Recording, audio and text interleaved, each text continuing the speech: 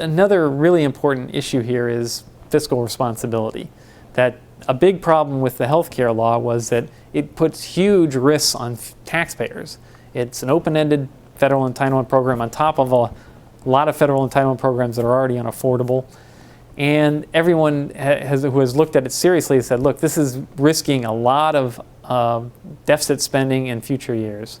So this kind of program that I think needs to replace the current law needs to have serious spending cuts paying for the spending that would be in this bill. There is some expense associated with covering the uninsured, protecting people against pre-existing condition problems.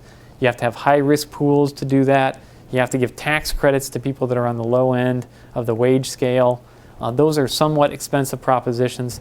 To pay for that, we need serious spending cuts. And I would argue that those can be really in two areas. The first is that the health entitlements themselves need to be reformed. So you would have some savings, cost savings associated with something like premium support.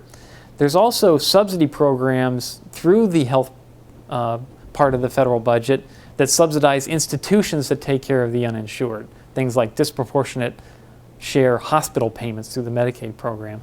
That funding could be redirected toward a reform program that actually worked and had viable catastrophic insurance protection for more people.